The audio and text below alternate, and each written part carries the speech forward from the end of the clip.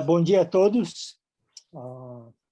Hoje vou trazer o estudo da palavra e o nome desse estudo de hoje é Não Compare. Depois eu vou explicar por que esse nome, né? E a referência bíblica que vamos olhar no final é 1 Coríntios, capítulo 13. Okay? O título é Não Compare, mas a comparação faz parte da nossa vida.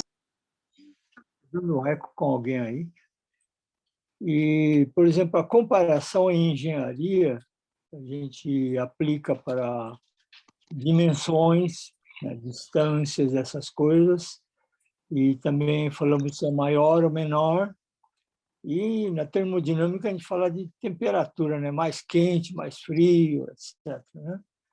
E também se é na área de ótica a gente fala de mais escuro, mais claro, né? E também a gente fala se é mais pesado ou mais leve. E também na área de química a gente fala de mais ácido, mais base, etc. Né? Então, são comparações que são muito importantes para a nossa vida. E também na área de culinária, né? A gente fala de mais doce, né? Menos doce, mais salgado, mais azedo, etc. São comparações que a gente usa no dia a dia e a gente dá um comentário em cima disso também. Está escuro, ou está muito azedo, muito salgado. Então, são coisas que a gente costuma falar. Bom, certa vez, muito tempo atrás, muitos anos mesmo no inverno, estava nevando e eu estava ouvindo uma rádio chamada Moody e o mensageiro estava falando que não devemos comparar. Por isso que eu coloquei esse título, né? E ele falava de uma palavra, de uma voz assim bastante suave, calmo, né? Como se estivesse bochichando com a gente, assim, falando, não compare isso, não compare aquilo, né? E ele dava exemplos, eu de lembrança, ainda tenho na minha lembrança, ele fala assim, não compare se você ganha menos do que os outros. Não compare se seu carro é pior do que os outros. Mas, por outro lado, ele também fala assim, não compare que se o seus filhos são mais educados do que os outros, né? E outro exemplo que ele dá, ele fala assim, não compare se a sua esposa é mais bonita do que as outras. Ou ele falava da namorada também. Não fique comparando se sua namorada é mais bonita do que os outros, né? Bom, a gente pode até pensar, mas não deve se comparar e falar, né? Outra coisa que ele falava é de que não compare se você é profissionalmente melhor do que os outros, né? Então, são um tipo de comparações que ele falava para não usar. E eu lembro que, ao final da mensagem, ele falou de uma passagem do Sermão do Monte. O Sermão do Monte, a maioria fica lá em Mateus, e capítulo 5, 6, assim. E o Sermão do Monte é umas mensagens que Jesus escreveu, né? O Jesus falou e o Mateus escreveu, né? Então, vamos verificar ali. Em Mateus capítulo 6, versículo 1 e 2. Mateus capítulo 6, versículo 1 e 2. Eu vou ler aqui, então vocês puderem acompanhar depois. Mateus 6, 1 e 2. Não julgueis para que não sejam julgados, porque com o juízo com que julgais, sereis julgados, e com a medida com que medis, os medirão a vós. Então, Jesus disse para não ficar comparando. E eu acho que esse mensageiro usou essa parte para poder explicar o que Jesus queria dizer, né? Que não compare. E a questão é, e daí? Como é que nós vamos fazer, né? Mas Jesus também, numa passagem do Sermão do Monte, ele explicou o que devemos fazer para que possamos ter uma paz de espírito. E eu acho que é mais interessante a gente verificar em João, capítulo 13, versículo 34. João 13, 34. E nessa parte aí, o João escreve a passagem que Jesus estava falando para os discípulos, né? Então, João 13, 34, ele fala: "O novo mandamento vos dou, que vos ameis uns aos outros, assim como eu vos amei a vós, e também vos ameis uns aos outros", né?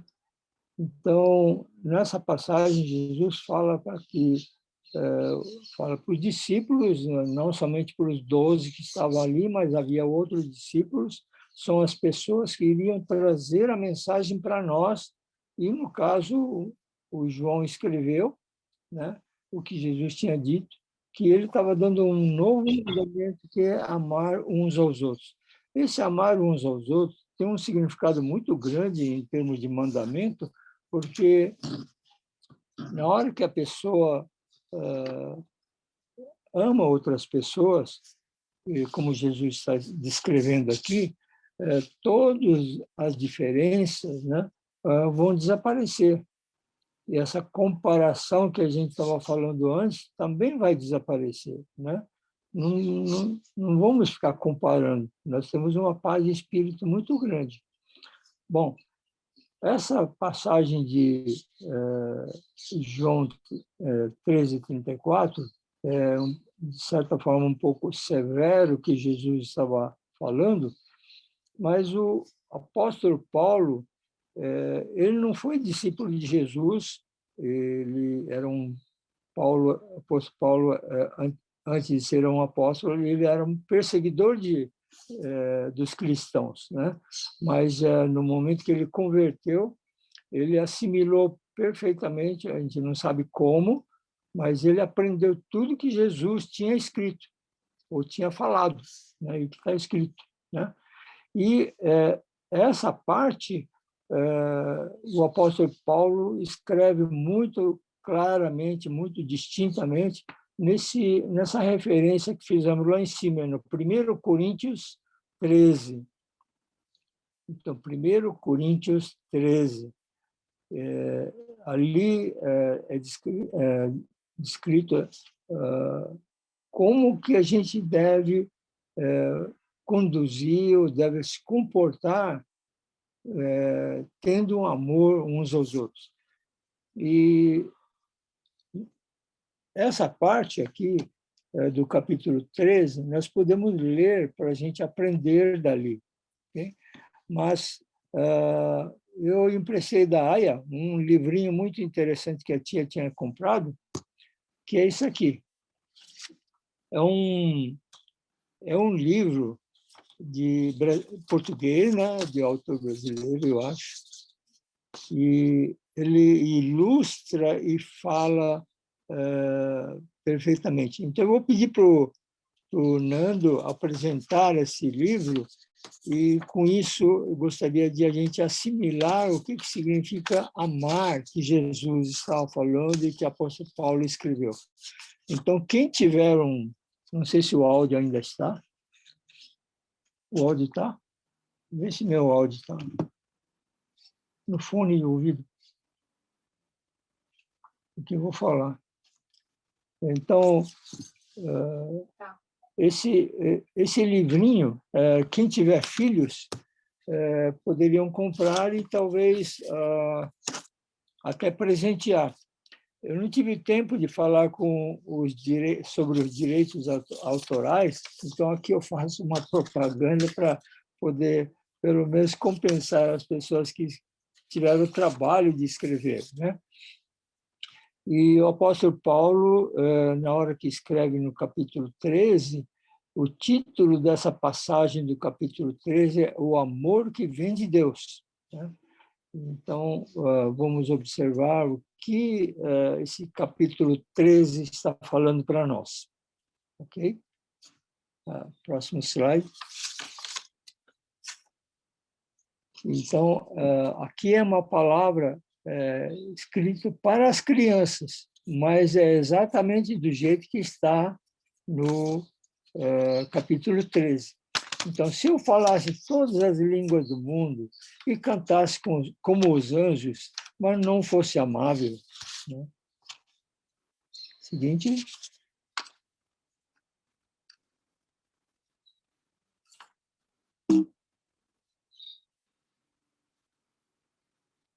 Seria fazer muito barulho à toa. Ninguém iria querer me escutar, né? Seguinte. E se eu fosse inteligente, compreendesse tudo e soubesse os planos secretos de Deus, seguinte, mesmo se eu tivesse tanta fé que pudesse mover uma montanha por meio da oração, mas se eu não amasse os outros, isso não significaria nada. Se eu dividir todas as minhas coisas com os outros, mas não fizer isso com amor, perde o sentido. É uma ação sem valor, sem importância, não me vale de nada. O amor é maior que todos os dons. Ele só dá frutos bons. O amor tem paciência e é cheio de gentileza. O amor não se gaba sobre o que tem. Quando eu amo, eu não me acho melhor do que os outros. Quando estou cheio de amor de Deus, entendo que não tenho que ser sempre o primeiro. O amor não se irrita com facilidade, não se lembra das coisas ruins que os outros fazem. O amor nunca planeja o mal. O amor não curte coisas más, não fica feliz quando alguém é pego em suas faltas, mas fica contente com o que é bom.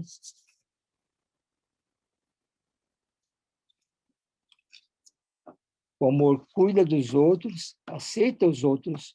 O amor segue em frente, mesmo quando as coisas ficam difíceis. O amor nunca falha, nunca desiste. Os outros dons podem até acabar, mas o amor jamais acaba. O amor permanece para sempre.